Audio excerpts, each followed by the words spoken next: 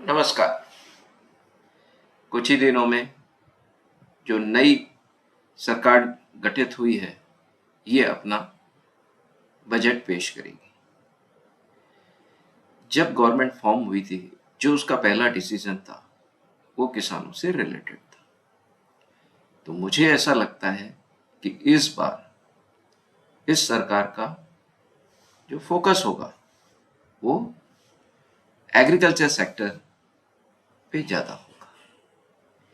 और इस बजट में हम कई चीज़ें जो एग्रीकल्चर सेक्टर है उसके लिए उम्मीद करते हैं इस सरकार से, जिससे लगता है कि जो किसान है उसकी आय में बढ़ोतरी होगी।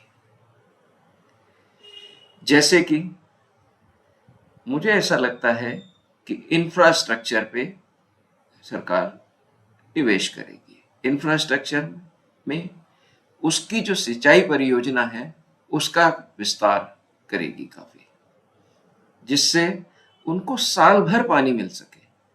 ये नहीं है कि अभी जैसे खूब बारिश हो रही है तो पानी ही पानी भरा है। तो जो उसकी परियोजनाएं होंगी वो इंश्योर करना चाहिए उसे कि वो साल भर पानी प्रोवाइड करे। दूसरा, ग्रामीण की जो सड़कें हैं ग्रामीण इलाके में, ताकि मार्केट की तरफ उस किसानों का आवागमन में कोई ज़्यादा दिक्कत ना हो। कर रही है लेकिन उस पर और फोकस करेगी। भंडार सुविधाएं, जिससे भंडार सुविधाएं बढ़ाएगी। क्या होता है कि अनाज सड़ जाता है या नेचुरल वजह से कई बार नुकसान हो जाता है, तो गवर्नमेंट भंडार सुविधाएं और बढ़ाएगी और उसकी सुविधाएं देगी। दूसरा, तकनीकी उन्नति, जिसे गवर्नमेंट प्रिसिशन फार्मिंग कहते हैं, उसकी तकनीकों का खूब प्रचार करेगी। और ये मुझे ऐसा लगता है कि इससे किसानों की आय में काफ़ी बढ़ोतरी होगी। दूसरा, ऑलरेडी डिजिटल प्लेटफॉर्म प्रोवाइड करेगी, जिससे उनको सही समय पे क्या मार्केट प्राइस है उसकी जानकारी हो सके। बेसिक बेहतरीन खेती के जो तरीके हैं वो इस डिजिटल प्लेटफॉर्म पे उनको उपलब्ध होंगे और मौसम का भी सही आंकलन उनको मिलेगा। अब ये तो वित्तीय सहायता भी इस गवर्नमेंट का फोकस है। जैसे आपने पहले ही देखा कि पहले ही डिसीजन में उन्होंने डायरेक्ट बेनिफिट ट्रांसफर किया और इसको और प्रभावी सरकार बनाएगी। दूसरी चीज, जो क्रेडिट सुविधाएं हैं उस पे लो इंटरेस्ट रेट पे उनको लोन मिले। जो एक और इम्पोर्टेंट है कि ई नैम का जैसे बाजार में सुधार करने की भी जरूरत है, उस पर भी सरकार फोकस करेगी, जिसका नाम है नेशनल एग्रीकल्चर मार्केट को मजबूत और उसको काफी विस्तार करेगी, जो अभी लिमिटेड उसमें है। मुझे ऐसा लगता है कि अभी तक गवर्नमेंट ने बहुत ज्यादा फोकस कृषि एक्सपोर्ट पे नहीं किया है।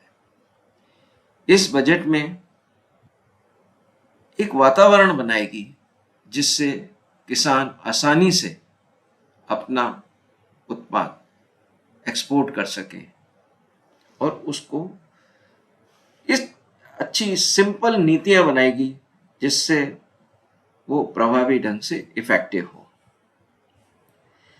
ऑर्गेनिक फार्मिंग को और प्रोत्साहित किया जाएगा और फसल की डाइवर्सिफिकेशन। अभी आपने देखा होगा कि किसान लोग जो पुराने ढर्रे से काम कर रहे हैं उनको इसके बारे में ज्ञान दिया जाएगा कि वो कौन कौन सी ऐसी फसल उगाएं जिससे उनकी आमदनी और ज्यादा से ज्यादा उनको फायदा हो।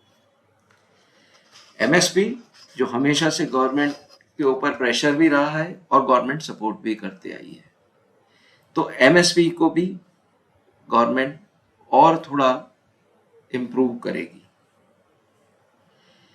एफपीओ, किसान उत्पादक संगठन, गवर्नमेंट को इसको भी फोकस करना चाहिए। ये सब तो चीजें हैं सुविधाएं की, लेकिन उनको प्रॉपर शिक्षा देना और प्रशिक्षण देना, ये भी गवर्नमेंट का फोकस होना चाहिए, ताकि वो नई टेक्निक्स को किसानी में उपयोग कर सके।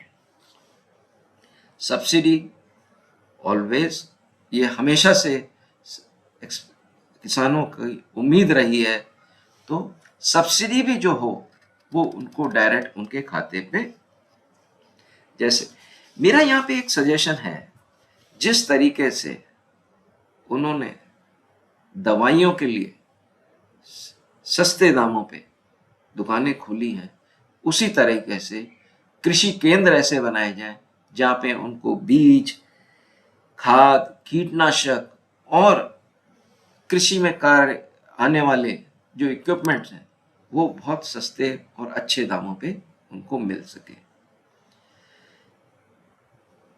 एक चीज और है जो लीजिंग है, मतलब भूमि का लीजिंग नीतियों को भी सरल बनाया जा सके ताकि वो आसानी से कर सके।